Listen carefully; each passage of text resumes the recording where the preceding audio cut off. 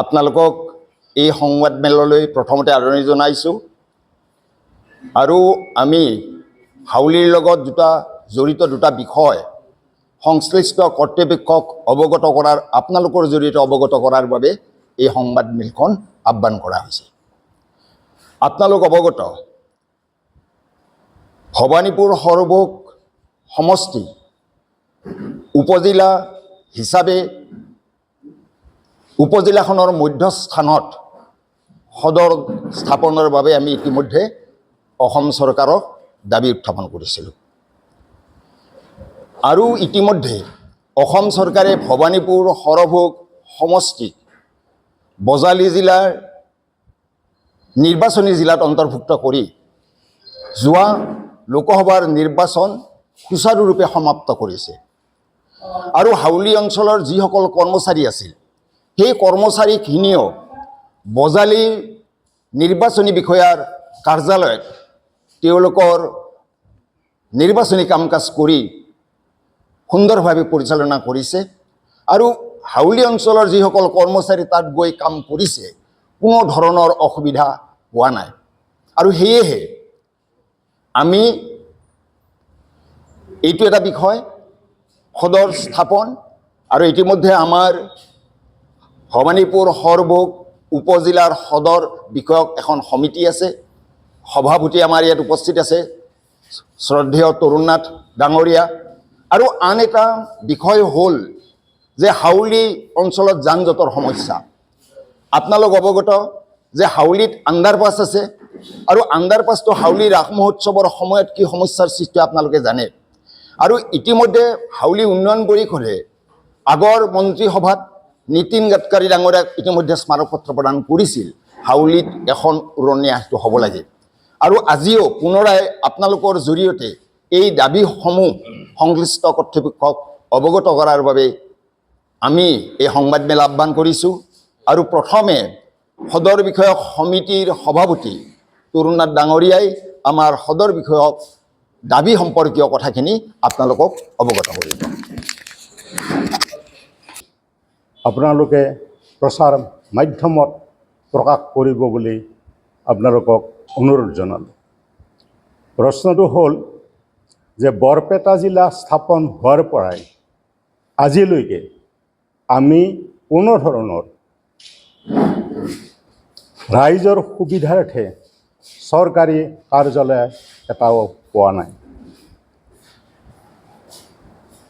যোৱা আগষ্ট আৰু ছেপ্টেম্বৰ মাহত যেতিয়া চৰকাৰে ভবানীপুৰ সৰভোগ উপজিলাৰ সদৰ মধ্যস্থানত হ'ব লগা বুলি ঘোষণা কৰিলে তেতিয়া আমি বৃহত্তৰ হাউলি অঞ্চলৰ ৰাইজে 50টাৰো অধিক সংগঠনে আমি এই বিষয়ে চৰকাৰক অৱগত কৰিছোঁ। ইভেন আমি অসমৰ মুখ্যমন্ত্ৰী মাননীয় হিমন্ত বিশ্ব শৰ্মাদেৱক আমি ফিজিকেলি লগ ধৰিছিলোঁ যদিও সেইদিনাখন উৰণীয়া সেতু উদ্বোধন কৰাৰ বাবে তেওঁ আমাৰ লগত কোনো কথা ক'ব নোৱাৰিলে, কিন্তু আমাৰ দাবীটো তেওঁ মঞ্জুৰ কৰাৰ বাবে আমাক ইংগিত দিছিল। এই বিষয়ে আমি কেইবাবাৰো আমি গুৱাহাটীৰ সচিবালয় গৈছিলোঁ, আমি মন্ত্ৰী MLAক আমি লগ ধৰিছোঁ আৰু আমাৰ আবেদনবিলাক তেওঁলোকক দিছোঁ। এই বিষয়ে চৰকাৰৰ 3জনীয়া কমিটিৰ 3জন মন্ত্ৰীয়ে সদৰ দাবীত উত্থাপিত হোৱা আবেদনসমূহ তেওঁলোকে লৈছিল আৰু সেইদিনাখন আমি প্ৰায় 50টাৰো অধিক সংগঠনে হাউলিৰ মধ্যস্থান যিহেতু ভবানীপুৰ সৰভোগৰ মধ্যস্থান যিহেতু হাউলি আৰু হাউলিতে আমাৰ সদৰ হ'ব লাগে বুলি আমি দাবী জনাইছিলোঁ। গতিকে আপোনালোকক আমি টানি অনুৰোধ কৰিলোঁ যে এই বাতৰিখিনি যাতে আপোনালোকে ভালদৰে প্ৰকাশ কৰে তাৰ বাবে অনুৰোধ কৰিলোঁ। শ্ৰদ্ধেয় সাংবাদিকসকল, যে আমাৰ হাউলিত যদি সাময়িকভাৱে সদৰৰ কাম আৰম্ভ কৰে, সেই হিচাপেও হাউলি অঞ্চলত বিভিন্ন কাৰ্যালয় এনেই পৰি আছে আৰু হাউলি নগৰত ইতিমধ্যে আমি চিনাক্ত কৰিছোঁ সদৰ স্থাপন কৰিব পৰাকৈ 3ডোখৰ হাউলি নগৰৰ ভিতৰত আমি মাটি চিনাক্ত কৰি থৈছোঁ। আৰু যদি সাময়িকভাৱে অস্থায়ীভাৱে আৰম্ভ কৰিব লাগে, তথাপি আমাৰ আন্তঃগাঁথনি পৰ্যাপ্ত পৰিমাণে আছে, ওচৰে পাজৰে পৰ্যাপ্ত পৰিমাণে আন্তঃগাঁথনি আছে। সেয়েহে আমি চৰকাৰক পুনৰাই দাবী জনাম যে হাউলিত যিহেতুকে 12 ছেপ্টেম্বৰত অসম চৰকাৰে ঘোষণা কৰিছিল যে প্ৰতিখন উপজিলাৰ মধ্যস্থানত সদৰ স্থাপন কৰা হ'ব, আৰু অসম চৰকাৰৰ সেই সিদ্ধান্ত মৰ্মে হাউলিত স্থাপন হ'ব লাগে বুলি আমি আহ্বান জনালোঁ।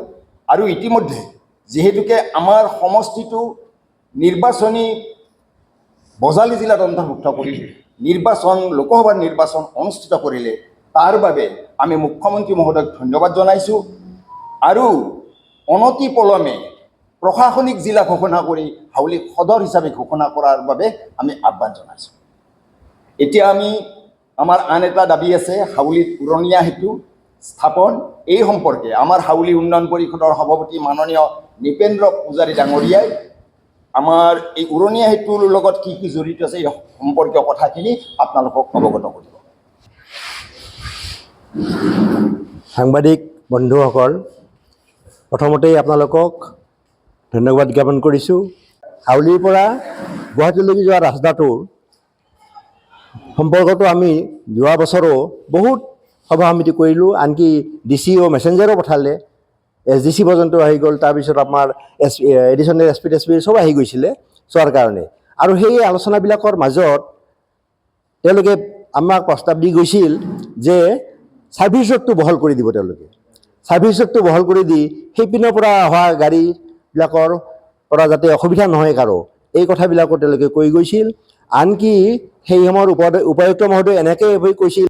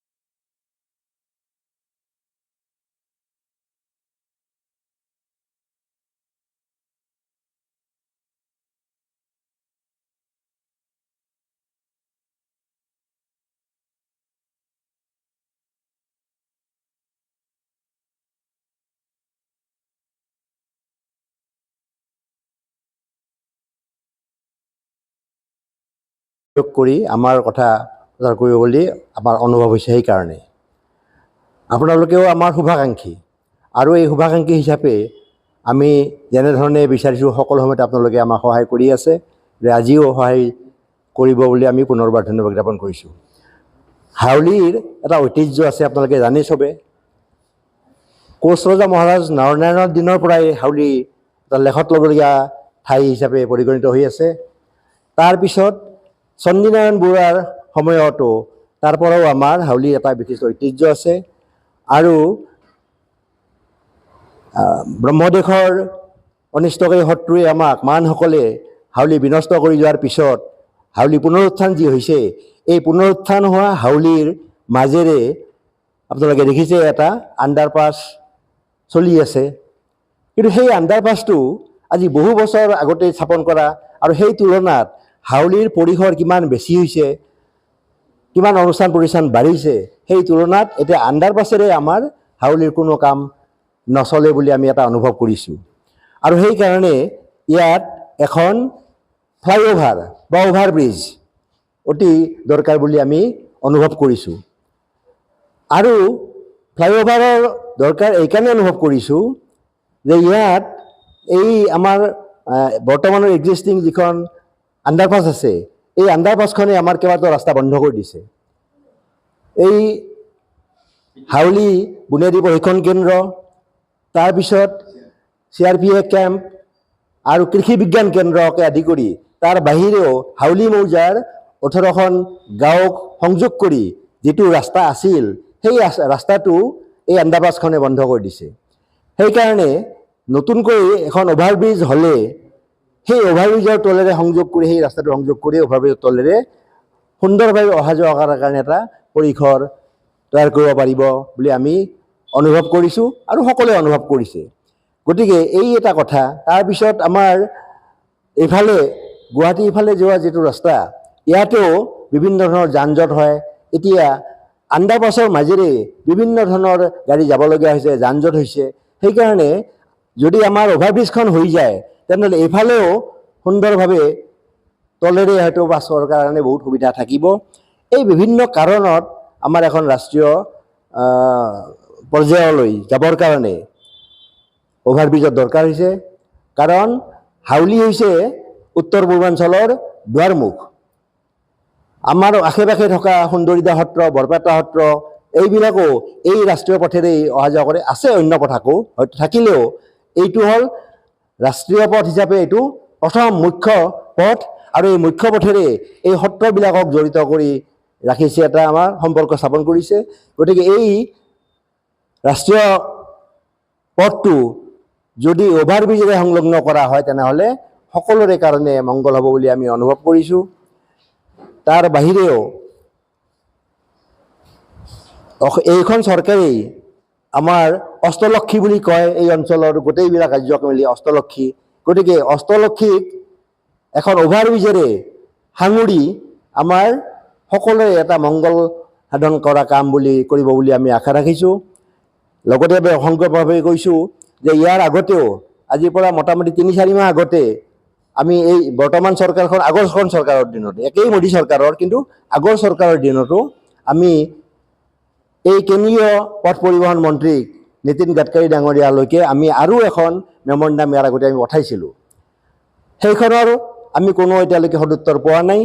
সেইকাৰণে পুনৰবাৰ আমি হাইৱে অথৰিটি, কেন্দ্ৰীয় চৰকাৰৰ তেওঁলোকলৈ পুনৰবাৰ আমি এখন আবেদন দিব বিচাৰিছোঁ।